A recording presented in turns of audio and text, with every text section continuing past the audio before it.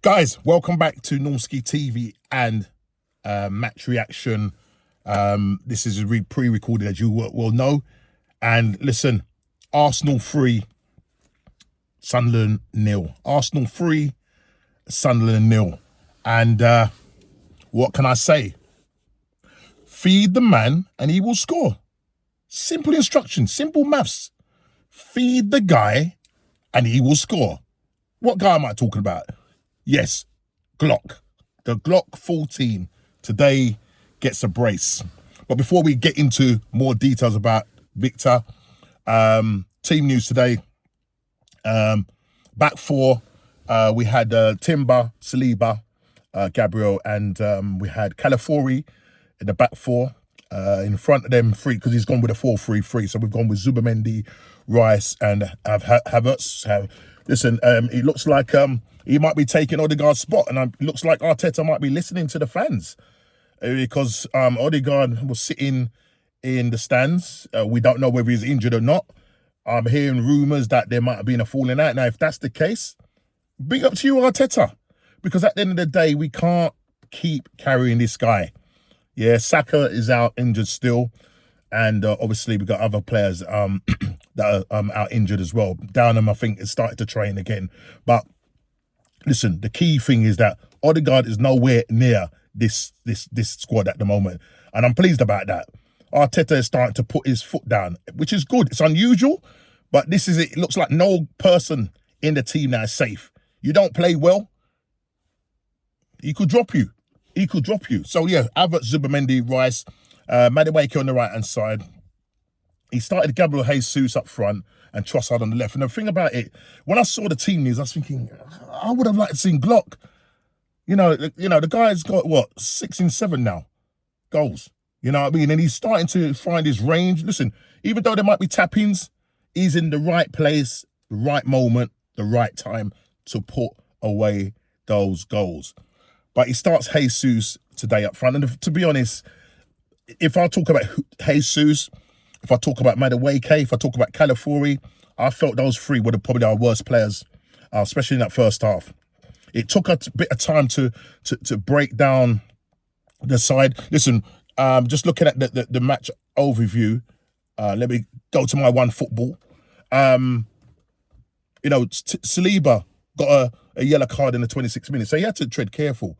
You know what I mean? He was up against Brian Brobby, who I felt didn't really give them much problems, him and Gabriel. Do you know what I mean? Didn't really give him much problems. But Saliba would probably, if you talk about the other three, he was sort of the next lot down to say that he wasn't really playing that brilliant. You know what I mean? Couple of shaky moments with him.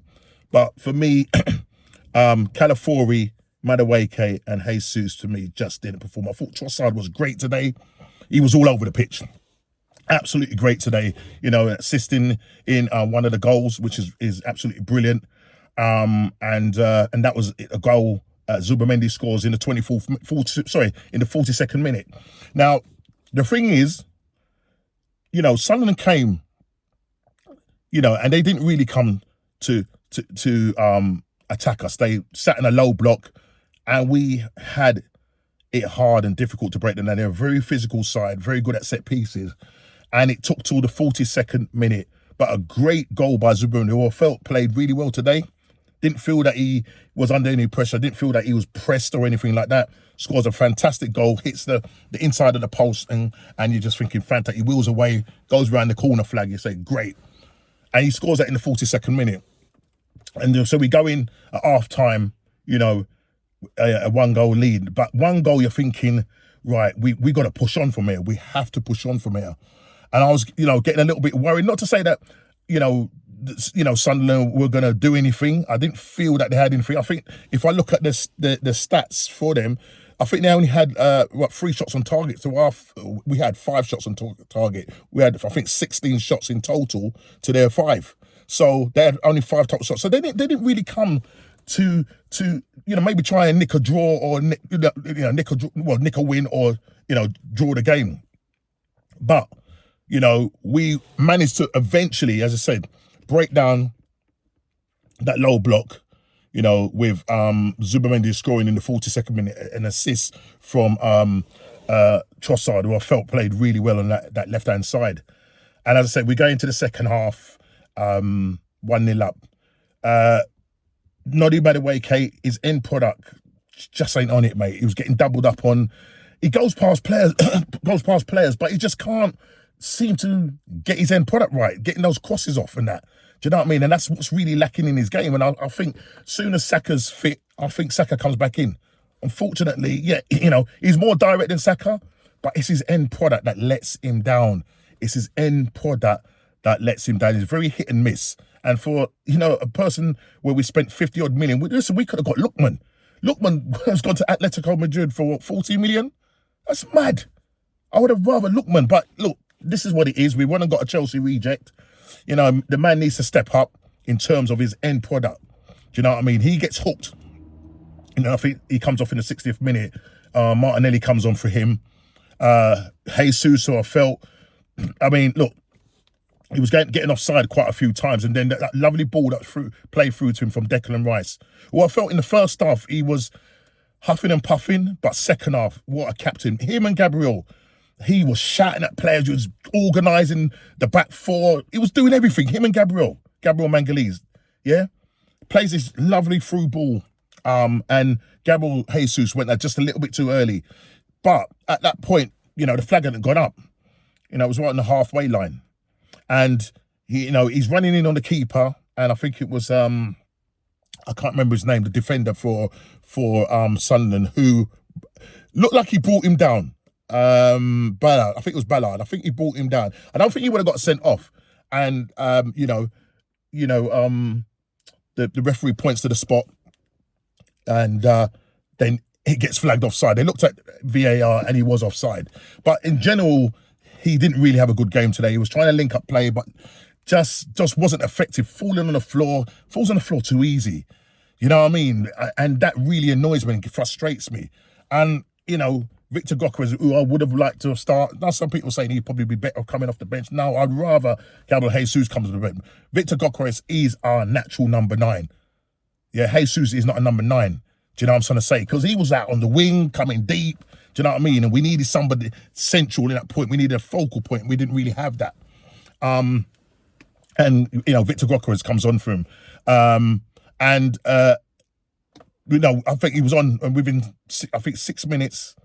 He gets set up by Kai Havertz, who had a okay game, quiet game. I wouldn't say he was phenomenal, but I don't know. Maybe him linking up with Victor Gokras could be, the way going forward. Who knows? I mean, Odegaard, as I say, he looks like he's been dropped. Some people are saying he's injured. Whether that's the case, we don't know. But if he is injured and Arteta has dropped in, then big up to you, Arteta, for doing it. Because at the end of the day, do you know what I mean? If you're not playing well, then you don't step on that pitch. And as a matter of fact, when he's on the pitch, he slows down the game. We play much faster and quicker, and especially the second half. So first half, it was that side-to-side, slow passing backwards and forward, passing it back to Raya, holding onto the ball, all of that. Do you know what I mean? And there was one incident when Raya, a long ball came from their goalkeeper. And, those long balls, sometimes, everybody needs to be communicating. Gabriel, Saliba needs to communicate. And I think Raya came out, missed the ball completely. Lucky enough, there wasn't nobody there to sort of lob him or put us under any pressure. But, those little silly moments, he needs to take them out of his game. Definitely needs to take him out of his game. Sometimes I think he just gets bored just standing there, not doing anything. But when he's called upon, he does make those saves. He made, I think, one save, I remember. But apart from that, he didn't really have a lot to do. And as I said, the defence pretty much sorted out and marshalled Brobby and their attacking players. Calafiori, for me, was just, gave away silly free kicks.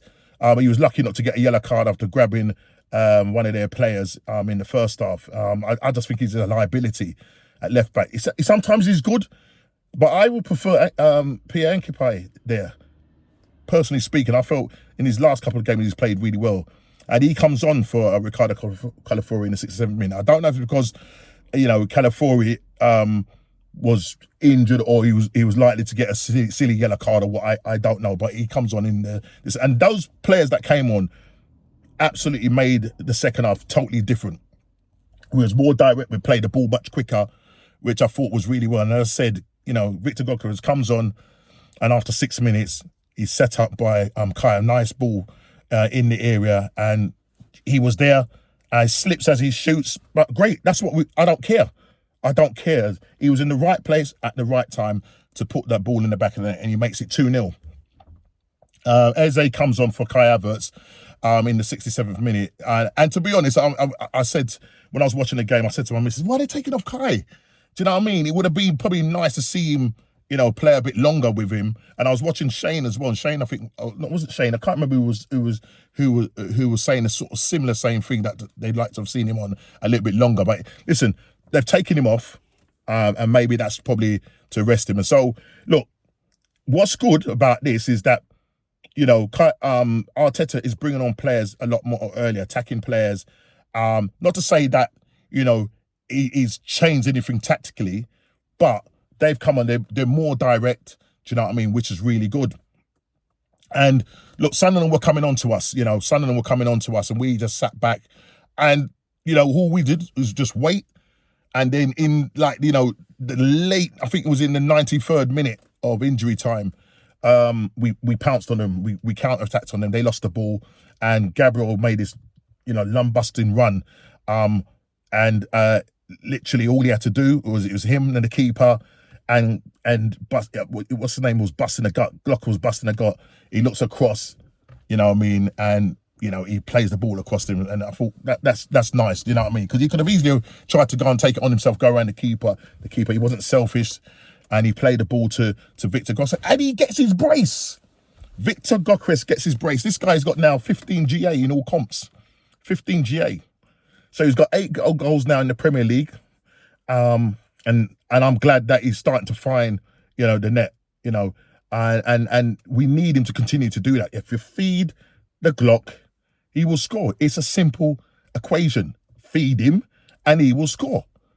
Yeah, we don't need to be doing any intricate stuff. We're trying to be smart in the way we're playing inverted and playing the ball back and recycling and all of that. Let's be more direct. When we're direct, we put teams under pressure. Today, we kept a clean sheet, another clean sheet, fantastic. We now go 9 points clear of Man City, who play Liverpool tomorrow. And, it's going to be not an easy game for both sides, you know what I mean? But I think with Liverpool fighting for that fourth place, it's going to be a tough one.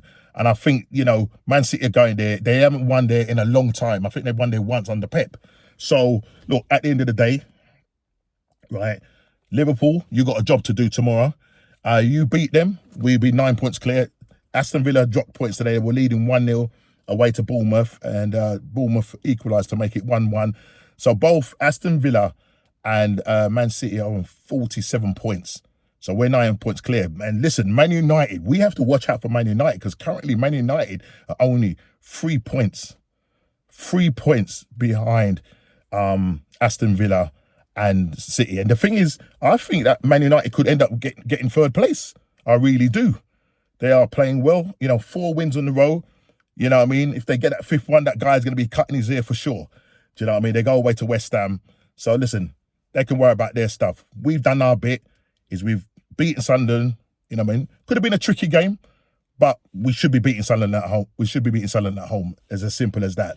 So for me, in terms of man of the match, it's a close one between Trossard and I thought Zubamendi played well, but they've given it to Trossard. I would have probably given it to Zubamendi. I thought he played well. Everybody's going to say something different. I think it ended up Victor Gokras getting the player of the match in that game. The fact that he's come on and he scored 2 goals, and we've come out and looked comfortable. A very, very professional win yet again. We've got Brentford away, who've now beaten Newcastle away 3-2. 3-2. So Brentford is not going to be easy. Obviously, he's going to look to do rotation. I don't know whether Saka is going to be fit to come back in. But if he's not, then there's going to be some rotation. Norgard comes on in the 89th minute. He comes on for Trossard. I think Trossard went off injured. So I'm hoping that's nothing serious. But listen, Brentford is the next game. But listen, we've won the game 3-0. I'm pleased. Yeah. Feed the Glock. and he will score. Listen, guys, please subscribe, smash that like button, share it around, and I'll see you on the next match reaction. Take care and God bless.